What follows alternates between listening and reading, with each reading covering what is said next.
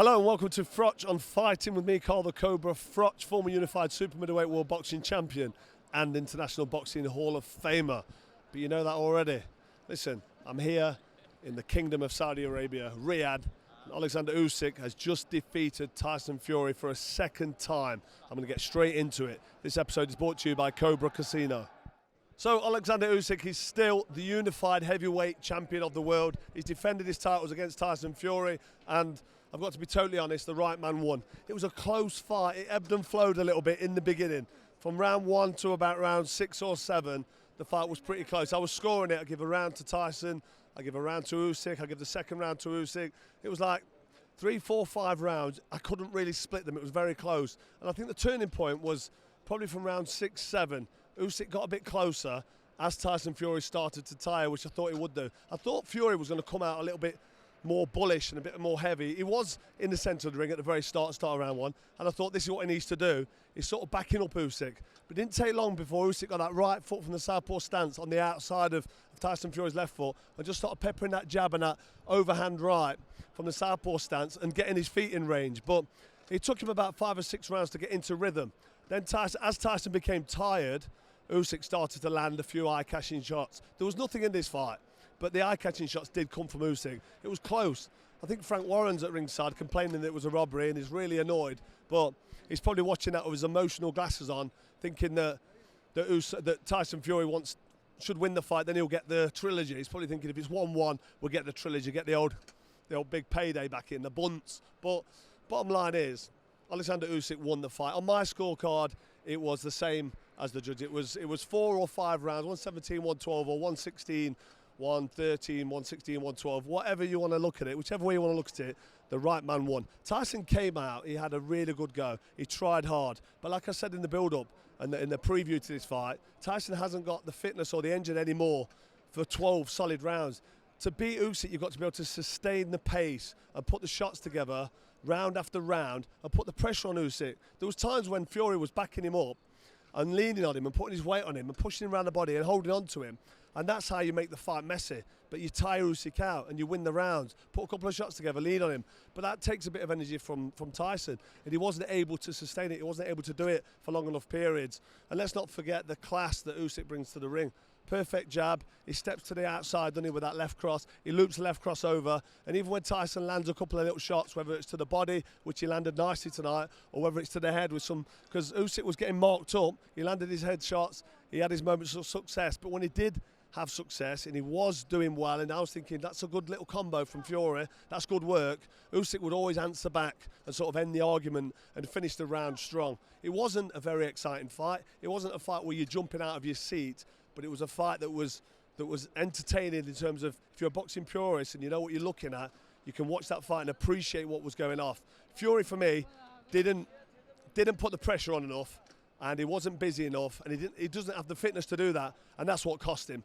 Usyk was busier, he was better with the jab and that left cross, he was systematically, slowly but surely, getting to Tyson and beating him up, body and head. He landed the eye-catching big head shots, and for me, that's what the difference was. In a very, very close, it was a close fight, but you could have never said that Fury won that fight. So there's no complaints other than Bricktop at ringside. But like I said, he's got one eye on the prize, hasn't he?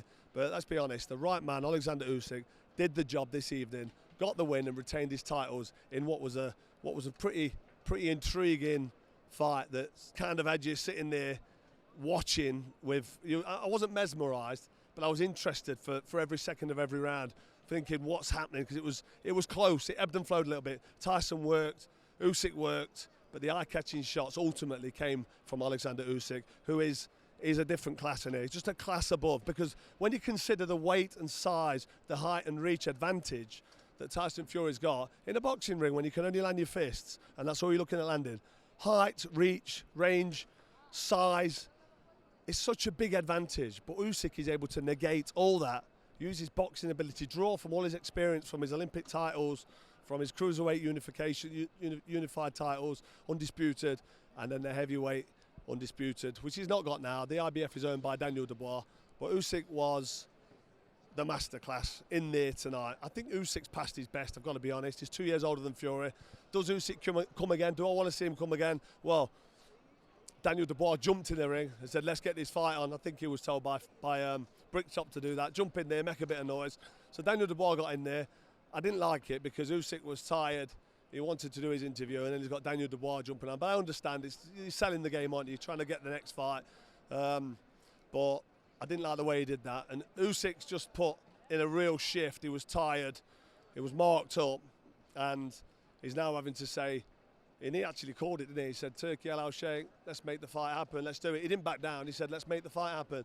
I wouldn't like to see Usyk get in there with Daniel Dubois and not really fancy it and not want to do it, because Daniel Dubois is young, strong, big puncher. He's flying at the minute. I know he's got Joseph Parker next, but I suppose if Usyk does fight again, that's probably the fight for him. That's the fight that we're going to want to see as fans. But I think Usyk should just go away now, enjoy that win, back-to-back wins against Tyson Fury, who is one hell of a fighter. He's a fantastic fighter, but he will be absolutely devastated tonight because that's 2 losses back-to-back on the spin with the El Supremo, Oleksandr Usyk. And I don't know now where Tyson Fury goes from here. But for now, all I'll say is I've just witnessed another fantastic fight, great performance from both guys, but it was really a dominating performance that you can't complain about in terms of the winner from Oleksandr Usyk. It really was class and fair play to him. And if he hangs his gloves up now and retires, he will retire as maybe one of the best fighters of all time. So I've just touched on it there. What's next for Oleksandr Usyk? Me personally, I'd like to see him retire. He's at that age that I was at when I retired, 37 years old. He must be pushing 38 actually. I know he's a heavyweight. He doesn't have to make weight, which it gives you a bit more longevity. Heavyweights live on longer, and he's not been on the floor. He's not been badly hurt or shaken.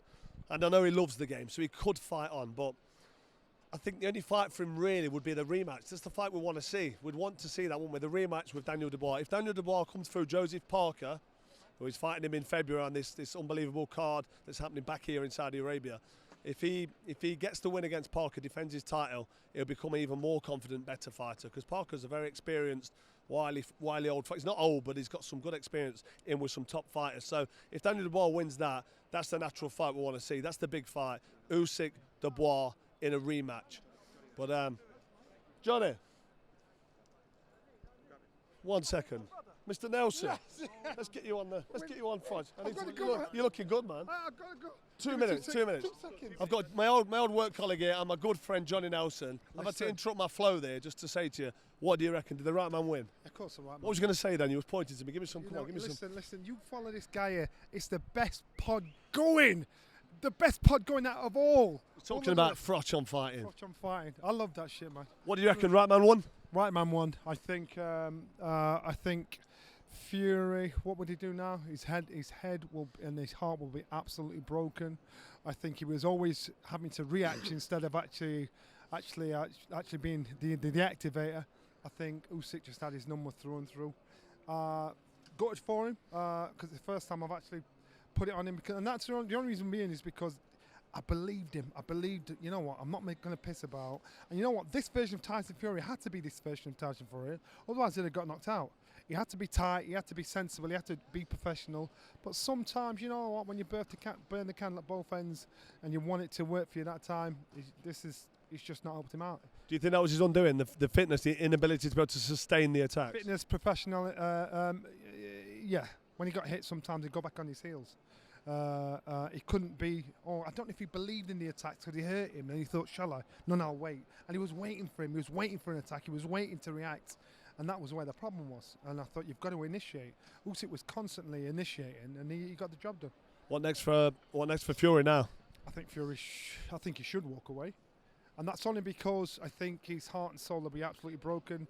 But you know what? I can see what will happen. They'll try and dangle a massive carrot between him and AJ to fight each other. These guys are millionaires, mad millionaires. They don't need to fight, you know. And it's a case of they'll become mercenaries because where else do they go? If you've been the top of the world and you believe you're the best, you've been the best, it's very hard to perform under par for anything else. Just to be another guy making numbers, it's going to be very hard for him. And what about Oleksandr Usyk? Because I was saying earlier that he's completed the game. Be the boss, walk away from it, be one of the very few to walk on top. Daniel Dubois rematch? I know he said that in the ring, could do it, but be one of the very few to walk out on top. I agree. I don't want to see him again. I just think at his age 37 that maybe we've seen the best last of him now. And now if he walks away, he's completed the game. But do you think he'll be enticed by the Daniel Dubois fight or not? Or do you think he'll sleep on it? He's a clever guy. Money's not his god. He's a clever guy. He's an honourable guy. He's a patriotic guy. Money's not his god. He don't think like these boys are. I think this guy will make a smart move and the right move as well. Yeah, I agree. Johnny, lovely to see you, mate. Looking dapper. And we need to get... My man! We need to catch up. Yeah, I'll see you I soon. want a picture action, man. Man. Oh, shit, I've lost them. Oh, she's gone. Sorry, mate. See you later. Johnny Nelson there, telling you how it is. I've known Johnny for years. We're not just colleagues. We're actually really good friends. But I agree with what he said there. He'd like to see Usyk walk away. He thinks Tyson Fury probably will walk away. But I can see the enticement. I can see the rubber match between him and AJ. But Tyson, I don't know how he's going to take that. That was another not devastating loss, but it's another loss. And on the build-up there, when he was giving Usyk some beef and saying, "I'm the champion, you're effing this and you're effing that and you rabbit," and he was getting wound up, you could see that he actually got a bit of hatred for Usyk there, because it's ruined his legacy and he's ruined him at the end of his career. He's had back-to-back defeats now. Can he mentally cope with that and retire? I know he's got 100 million quid in the bank, which is going to soften the blow, but bottom line is, money shouldn't be your king. You should be contented with your family. He's got a lot of kids. You should be able to enjoy your life and move on. But just from what I've seen him in the Netflix documentary, he loves fighting and he loves being the champ. He loves being on top. So I sincerely hope Tyson Fury can cope with that loss, the back-to-back defeats, and walk away with his chin held high and smile, because he's had a great career and he's been a great champion. He's been an unbelievable character for the sport of boxing. I wouldn't blame him, actually, if he jumped in with AJ and took the rubber match, because it's a fight that will sell. It will fill Wembley. I don't know if they'll get 80,000 in there, but it will get a big crowd at Wembley Stadium, and that will be a sign-off payday. But to be honest, it's not a big fight for me. It's not something I get excited for. It's almost like the battle of the losers, isn't it? They both lost to Usyk. I mean, AJ got finished off by Dubois. There's a chance he might walk away. He's gone quiet and vanished. So that's Fury. But where does Usyk go? Johnny just said it there, and I agree with him. I think that Usyk should probably hang his gloves up. I think Usyk's completed the game. Former undisputed cruiserweight champ, completed it at cruiserweight, beat everybody in style. It wasn't really. I mean, he was in a couple of tricky fights, never really in any serious problems. So he just dominated the cruiserweight division. Stepped up to heavyweight. He's not a big heavyweight, and he's beaten everybody. He's already beat Daniel Dubois. He's beat Anthony Joshua twice, and now he's just beat Tyson Fury twice. And Tyson Fury was good there tonight. He was good. He was sharp behind the jab. He was busy. He was working hard, and he did himself proud. But Usyk was just too good. El Supremo, Oleksandr Usyk. I think now it's time to walk away into the sunset and not risk his legacy, because you see fighters fight on for too long and they get beat at the end of their career. They take a loss that they shouldn't take, and now to watch Usyk walk off into the sunset and finish his career on that kind of a performance at the end of his career, when he's getting old and tired, because he was tiring in there, but to still pull out the performance that he pulled out and do what he's done. If he walks away now, he's finishing really on a massive high, and you can't fault him, and you've got to say fair play to him and good luck. But we'll wait and see, because boxers and fighters, sometimes they can't walk away from the game. They live for it, they love it. We spoke to Alex Krasik yesterday, his promoter, and he says he can't see Usyk walking away. So we'll have to just wait and see. But it was a fantastic performance, fantastic night here in Riyadh. It's worth touching, actually. I've had an unbelievable night. The production, I mean, you've probably seen it on the show, the TV screens, the pyrotechnics, the organisation. I sat for the first time in a big world title fight. I sat ringside, relaxed, and enjoyed myself. I enjoyed it, and the atmosphere is not rowdy, and it's not British, which I love, and it's not alcohol fueled, but it was a different vibe. And I tell you what, I've really, I'm not just saying it. I don't kiss anybody's arse. This is Froch on Fighting. I'm honest, but I've really enjoyed this evening because I love boxing. I sat there and I absolutely loved it out here in the Kingdom of Saudi Arabia. So a big thanks to Turki Al Sheikh for what he's doing for the sport, and we've got an amazing card, another amazing card to look forward to in February. Hopefully I'll be out here for that as well. But for now, this has been another episode of Froch on Fighting. I hope you enjoyed it. Let me know in the comments what you thought. Let me know if you've seen the fight. Who do you think win? Did the right man win? I'm sure you're not going to argue that Usyk didn't deserve to get his hand held there, because let's be honest, he was he was the dominant champion there tonight, and he deserved to have his hand held high. But for now, I'm going to check out, jump on a plane and come back to England, and I'll see you next week on Froch on Fighting. If you haven't already, hit subscribe, and I'll see you very soon.